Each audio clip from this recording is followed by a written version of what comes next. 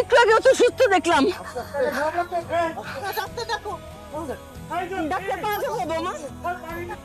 জি।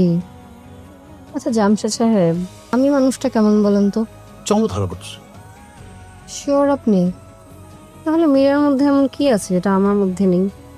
হ্যাঁ, আমি অহংকারী? না ম্যাডাম, মানে আমি বলতে চাচ্ছি কি ম্যাডাম, আপনার লেখাপড়া সব বিদেশে বড় বড় ইউনিভার্সিটিগুলো পড়াশোনা করেছেন।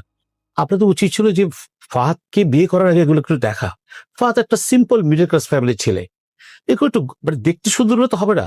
আগে দেখতে হবে যে সে তার গুণগুলো কি। আপনার উচিত ছিল আগে ফ্যামিলিটাকে দেখা, ওকে দেখা, তারপর আপনার ডিসিশন নেওয়া। এই সমস্ত কিছু যেটা যাচ্ছে বড় সাহেব উচিত ছিল আগে আমাদের একই ছাদের নিচে আমরা লং টাইম থাকতে পারবে কিনা, না দেখে হুট করে বিয়ে করে চকচক করে শোনা হয় না ম্যাডাম, এটা মাথায় রাখবেন। থ্যাংক ইউ, আপনি যান। আসসালামু আলাইকুম। ওয়ালাইকুম আসসালাম।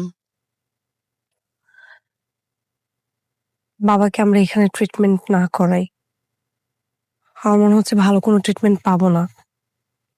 চলো না বাবাকে ঢাকায় নিয়ে যাই। আমি তো তাই বলছিলাম, আব্বা তো রাজি হচ্ছে না। রাজি করাবো? তুমি একটু দেখো না ঢাকায় কোথায় নেওয়া যায়, কোন মেডিকেলটা ভালো হয়। হ্যালো, ফুফা আসসালামু আলাইকুম। ওয়ালাইকুম আসসালাম। সামির, ওদিকে সব আসসালামু আলাইকুম। ফুফা ব্যবস্থা করছে। আমার মনে হয় কি, তুমি একটু আব্বাকে বলো, আব্বা তোমার কথা শুনে।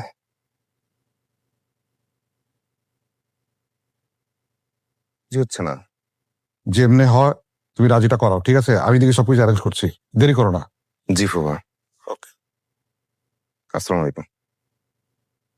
ফুফা ব্যবস্থা করছে। আমার মনে হয় কি, তুমি একটু আব্বাকে বলো,